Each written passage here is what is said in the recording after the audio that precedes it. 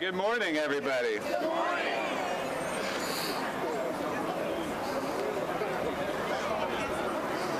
All right, we're about to get started here. It is, my clock shows 10:04, so if everybody can gather around right in front of witness walls, there could be no more appropriate place to have this ceremony. I can't stand up here without saying thank you to the woman in white this morning, Sharon Hurt.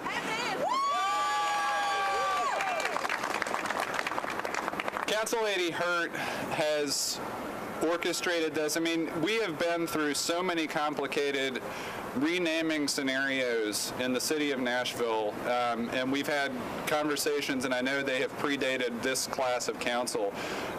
Renaming is a thing that I think is generally something people do for good cause, but it's complicated. When you rename a street, you're changing people's addresses, and in order to get people comfortable with that, sometimes you have to change people's minds. You have to think about how sophisticated this effort must have been that Council Lady Hurt led, because we were able to accomplish this and pass the renaming of this stretch of Charlotte, starting just around the corner here and going for a length of Charlotte for the Reverend Dr. Martin Luther King Jr. on the very eve of the 50th anniversary of his assassination. So what a moment, and I think if we can just take a second and applaud that effort.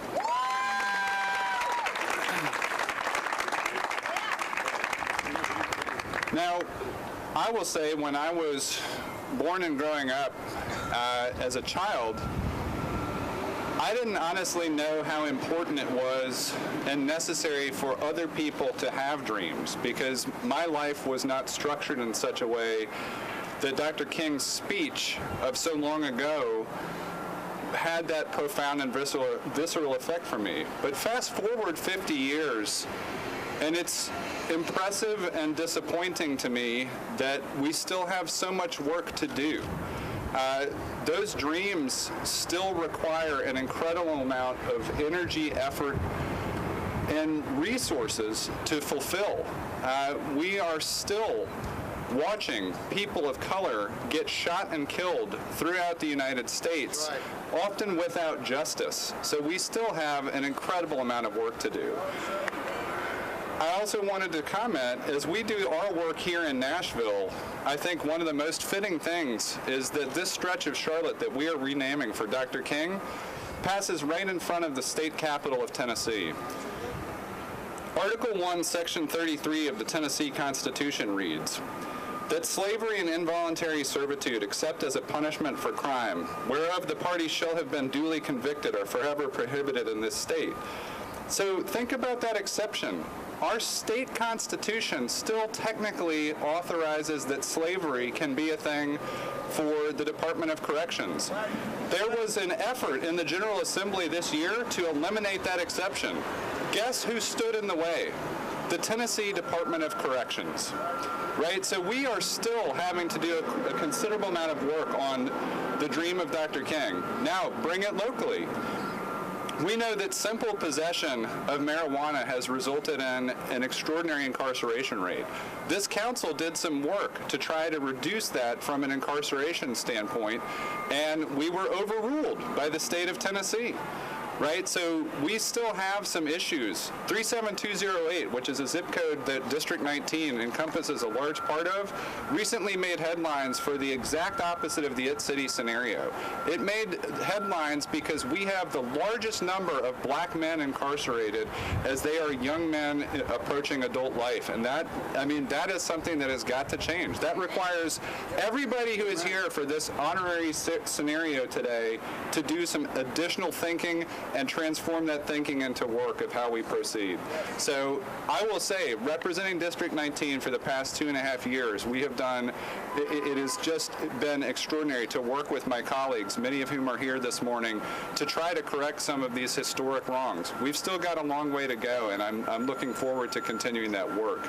Now, though, it is my privilege and honor to welcome to the podium Council Lady at Large in Nashville, Sharon Hurt, and to thank her for her efforts.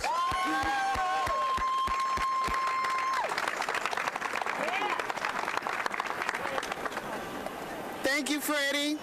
I am so excited and honored to be here at this moment. I think it is a wonderful, wonderful day in Nashville. Amen. It's a wonderful day in the state of Tennessee. Yes, it is. And with me being originally from Memphis, and I was there, albeit I was 10 years old, but I was there. And this is so meaningful to me. I know my mother and my father are just so elated. Look at my baby. So I'm so excited. But first of all, I want to thank, because I know I'm not the first person and the only person ever thought about changing the name of a street in honor of Dr. Martin Luther King. As a matter of fact, there was a gentleman, Lucas Leverett, who was on me about doing it. And we were talking about another place in Nashville.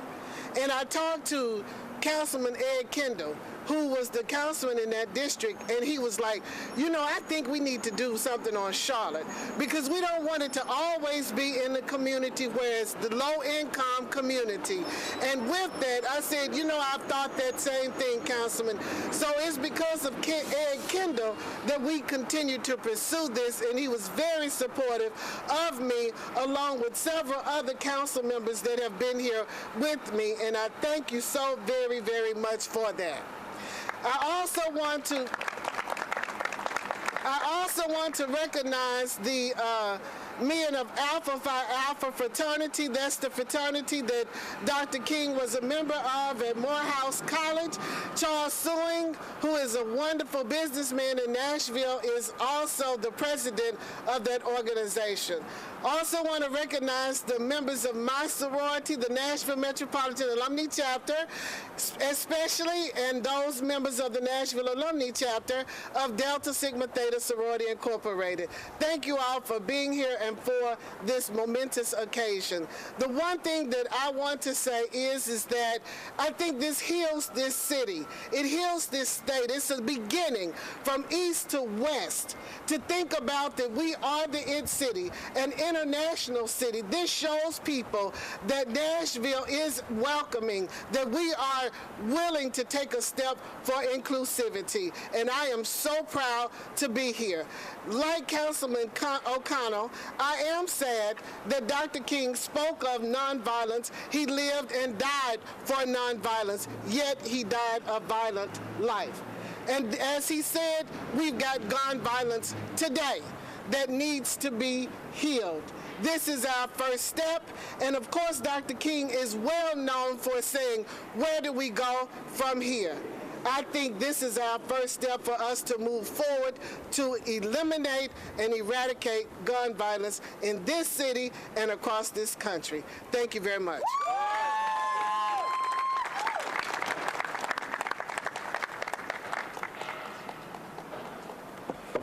I'd like to thank Councilman O'Connell and Council Lady Hurt for those excellent words. It's great to be here in the 19th District today, where I live as well as work most days. I also want to thank or acknowledge all of the elected officials who are here today.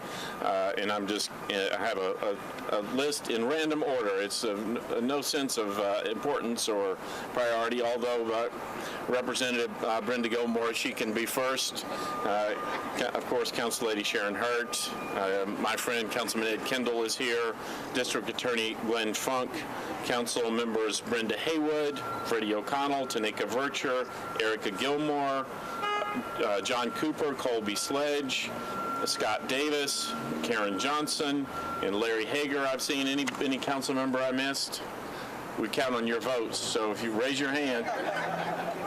I said Scott. I got Scott. Criminal Court Clerk Howard Gentry, my friend and former Vice Mayor, is here. Judge Angie Dalton, I saw. Our County Clerk Brenda Wynn, who was in the back, I did see as well. The Clerk and Master Maria Salas.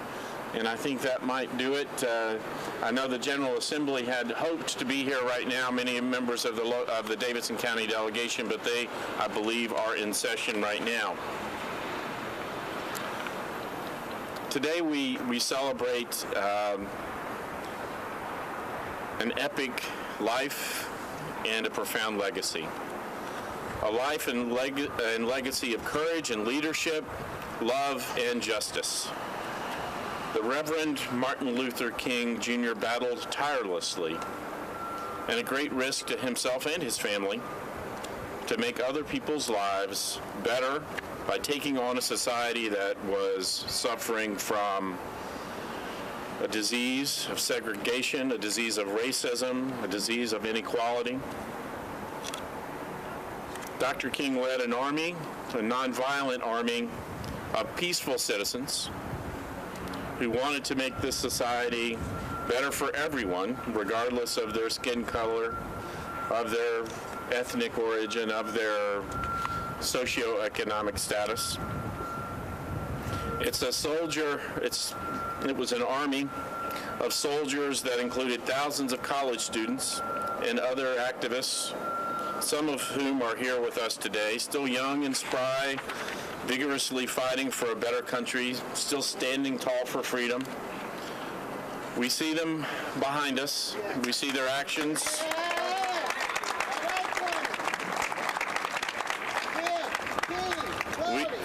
We see them not just in person, but on the wall behind us. We see the statements they made. We see some of the sacrifices that they endured. I want to thank specifically and especially the members of the Nashville Civil Rights Veterans Association who are with us today. Rip Patton, Kwame Leo Lillard, and King Hollins, who are all here today. Gloria McKissick. Miss McKissick, I'm sorry, you're not on my list, and the eyes in the back of my head are not working well today. I want to thank you all for your sacrifices, for your leadership, for being the people who elected to make the right decision to be our leaders when we needed it. I know I saw Dr. Kevin Rome from Fisk University is here, the new president of Fisk University. I know Dr. Glenda Glover had planned to be here. I have not seen her yet. She's in Memphis. Those historically black colleges and universities were the location where the student leaders met, where they learned, where they planned, where they made the steps necessary, where they took the steps necessary to lead our community, where freedom rides were planned, where sit-ins were planned, where the South was changed, where we learned of a better self for our community.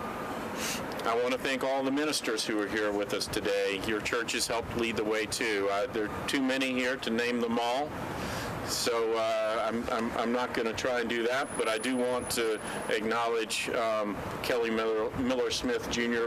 in particular, because his father was such a fine and important leader in this community 50 years ago. I did see him here today. Dr. King knew what the movement here was capable of. Now, I have to tell you that although there was not Twitter in the 1950s, thank God, somehow what was happening in Nashville made it to Atlanta occasionally, and Dr. King learned of it. And unfortunately, on April 19th, 1960, he learned of a bombing at the home of legendary civil rights attorney Z. Alexander Luby. He lived over close to Meharry Medical College. The next day, thousands of students marched right up here. They marched from their campuses to the courthouse. And when they got here, Fisk University student Diane Nash waited for Mayor Ben West to come down. And when he came down, she asked him a simple question. She asked whether it was right for our city to be segregated, whether it was right for our lunch counters to be segregated, whether this city needed to be desegregated. And Mayor Ben West, in a moment of leadership and truth in our community, said, no, it is not right for us to be segregated. Yes, we need to desegregate. And Diane Nash, being a true leader and being taught well, didn't wait for another word. Once he said yes, she said, "Thank you. We are ready for you to desegregate the lunch counters." It led our city on a different path than other cities. The next day, Dr. King came and spoke at Fisk University, and in what is, I think, widely accepted as one of the most important things said about our city ever, he said, "I came to Nashville not to bring inspiration, but to gain inspiration from the great movement that has taken place in this community." Those powerful words were probably too modest. We all know that Dr. King brought plenty of inspiration to this city. We know that he continues to inspire us today. His legacy does. We know that his example of love overcoming hate, peace being better than war, and nonviolence triumphing over violence gave Nashville very much. Dr. King gave Nashville its due 58 years ago this month when he came. But for far too long, this city has not given him his due. 50 years ago today, he died at the hands of a gunman in Memphis. And I think it's important, this is not in the speech, but I'm going to stop here and say something. I'm sorry, Michael. It's important to acknowledge what he was doing when he died. He was not just fighting for desegregation. He was not just fighting about race. He was fighting to make sure that everybody had a chance to succeed economically in our community. Poverty is deeply ingrained in our country's history of race, and it remains so today. We must, as we remember his legacy, rededicate ourselves to confronting that combination of race and poverty in our community so that the next generation of leaders in this city won't have to worry about that issue. All right.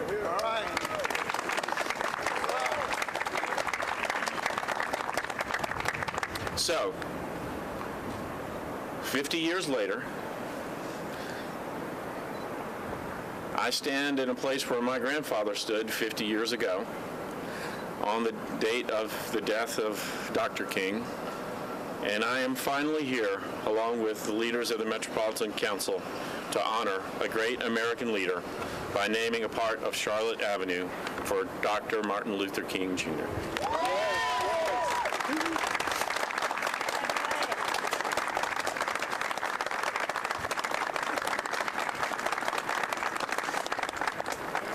The scars of slavery and racism are permanent markers on America and its soul. They are permanent marks on Nashville and its soul. But today, starting today, you can even run and walk to new heights with those scars on a street named for America's great leader, Dr. Martin Luther King, Jr. This is a moment for us to consider our past, to honor one of the greatest men ever to walk in our streets. Today, April 4th, 2018, we are finally honoring a great American leader. Today, we are proud to honor and celebrate the life, legacy, and tremendous impact of the Reverend Dr. Martin Luther King, Jr. Thank you very much. And now if I could ask the council members to come up here, we're going to do a ceremonial signing of the ordinance.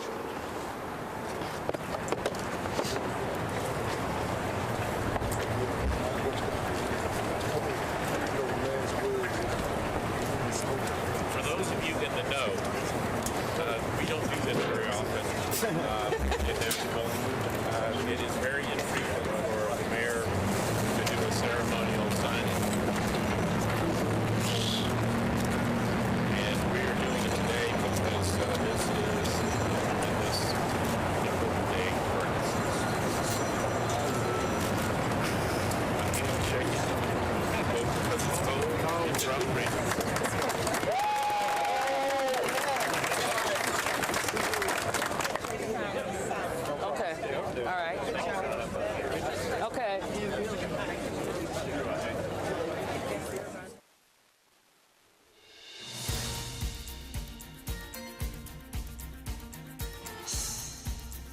This has been a service of the Metro Nashville Network. If you would like to see this presentation again, or for more information about this and other programs, visit nashville.gov.